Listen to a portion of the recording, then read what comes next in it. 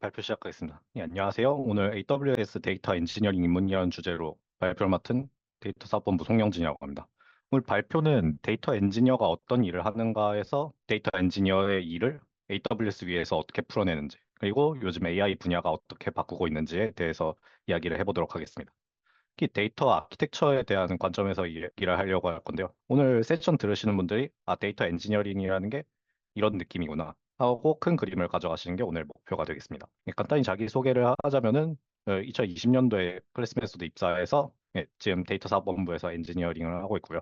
주로 하는 일이 데이터 파이프라인을 ELT로 하고 있는 그런 파이프라인을 구축하고 운영하고 클라우드 위에서 데이터 레이크나 데이터 웨어하우스 설계 및 최적화를 하고 있습니다. 그리고 레거시 시스템에서 서버리스 최신 모던한 아키텍처로 마이그레이션 하는 걸로 또 하고 있고요. 스킬로는 AWS나 구글 클라우드 같은 클라우드 인프라나 레드시프트, 스노우플레이크, 데이터빅스 같은 데이터 웨어하우스에 대해서 많이 하고 있습니다. 오늘의 흐름에 대해서 크게 세 파트로 나뉘어져 있는데요. 기초 개념에서는 먼저 엔지니어링과 데이터 아키텍처가 무엇인지, 그리고 이게 왜 필요한지에 대한 이야기를 하고요.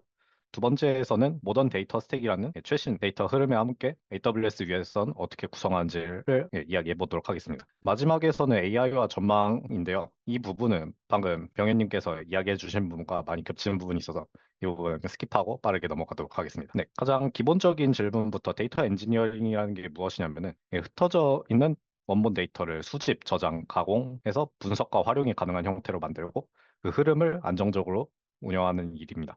쉽게 말해서 데이터를 쓸 수 있게 만드는 건데요. 쓸 수 있게 만든 데이터를 분석가나 머신러닝 엔지니어 또는 다른 서비스에 연계를 하는 이런 것이 데이터 엔지니어링입니다. 그래서 데이터 엔지니어가 중요하게 보는 건 세 가지인데요. 첫 번째로 신뢰할 수 있는 데이터로 얼마나 정확하고 일관되고 최신인 데이터를 보장할 수가 있느냐. 두 번째로는 데이터가 갑자기 많이 들어와도 무너지지 않게 확장이 가능하게 설계하는 것. 그리고 세 번째는 이 설계에 매일 수작업이 아니라 자동으로 이게 데이터가 흘러갈 수 있게 자동화를 설계하는 것입니다. 이런 일을 잘 하려면은 설계를 잘 해야 되는데 이 설계가 바로 데이터 아키텍처가 되겠습니다. 이 데이터 아키텍처란 데이터가 어디서 와서 어떻게 저장되고 어떤 경로로 흐르며 누구에게 어떻게 쓰이는지를 조직 차원에서 설계한 청사진이 되겠습니다. 이를 네 가지의 모듈로 나눌 수 있는데요.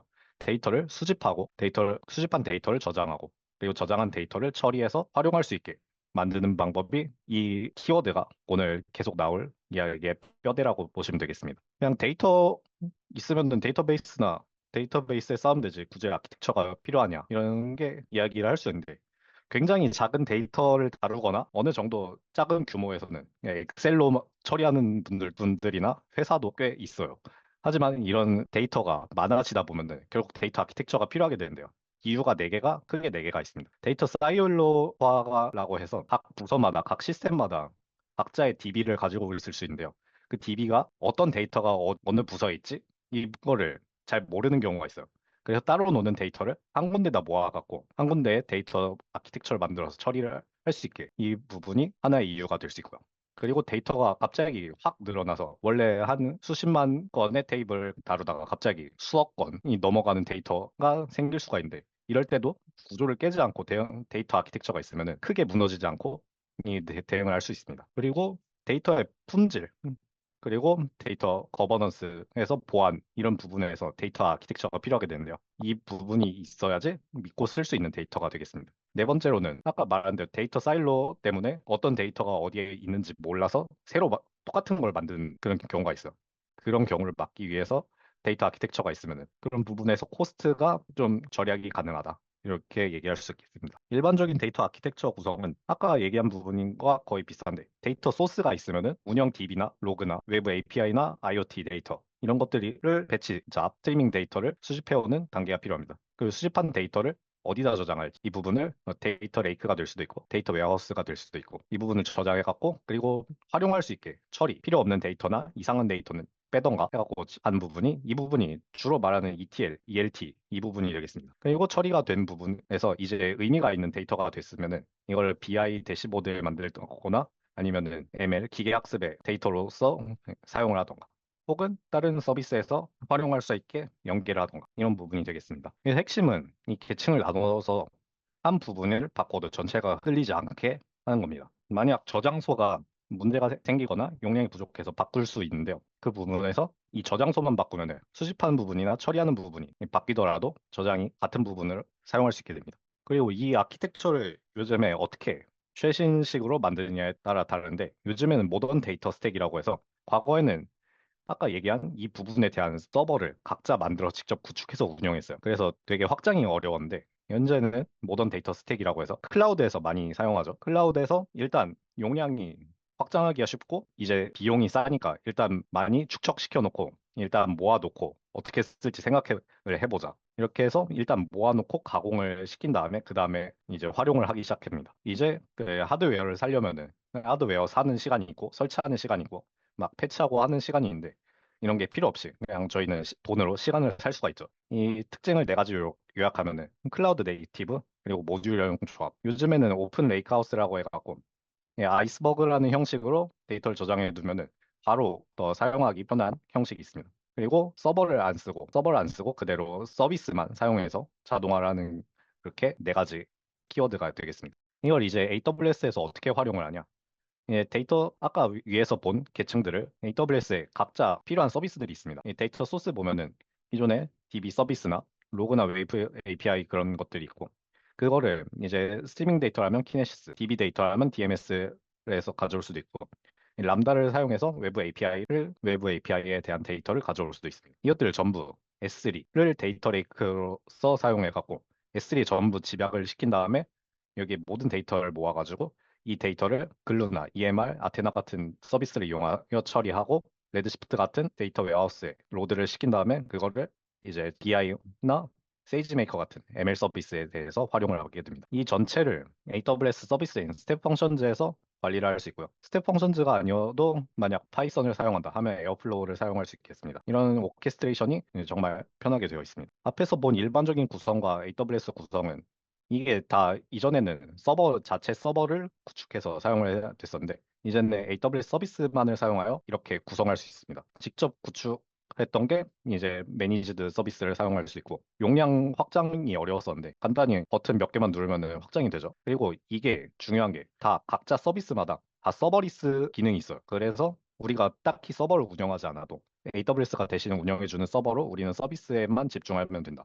이 굉장히 핵심적인 키워드가 되겠습니다. 이건 AWS 공식 블로그에서 나온 구성인데요. 이제 S3에 파일이 도착하면은 그걸 이벤트로 삼아서 레드시프트까지 올리는 로드와 이벤트 브릿지의 주기적인 실행으로 해서 레드시프트에 올리는 이런 부분이 있는데 이 부분 조금 생략을 하도록 하겠습니다. 서버리스가 기본이 돼 요즘 데이터 파이프라인에서는 서버리스가 기본이 되고 있는데요. 이 좋은 점이 뭐냐면은 필요 없을 때 돌아가지 않아서 비용이 나가지 않아요. 그리고 아까 말한 대로 서버에 대한 패치나 이런 장애 대응 이런 부분을 AWS가 대신해 주죠. 그리고 아까 말한 대로 S3에 도착했을 때 그걸 이벤트를 삼아 갖고 각 이벤트마다 잡이 움직일 수 있게 서버리스를 구성할 수가 있습니다. 이 부분이 굉장한 메리트가 되어서 데이터는 서버리스를 많이 쓰고 있습니다. 이런 각자 영역에서 서버리스 서비스가 있으니까 이 부분들을 활용할 수 있게 되겠습니다. 이래서 AWS를 사용해서 얻는 이점에 6가지가 있고요. 결국 저희는 데이터 플로우에 대한 로직에만 집중을 할 수 있게 된다는 이야기입니다. AI에 대한 활용이 있는데 여기서는 아까 병현님이 얘기해 주신 부분이 많으니까 이 부분은 꽤 생략이 가능한데요. 이 부분은 코드를 대신 작성을 해준다. 이 부분에 대한 얘기가 많습니다. 데이터 엔지니어링에서는 굉장히 정형화된 작업이 많아요. 아까 ETL 같은 경우에도 똑같은 ETL을 여러 개 만드는 잡이 있어서 그 부분에서 AI를 활용해서 굉장히 자동 코드를 짜기 쉽게 되어 있습니다.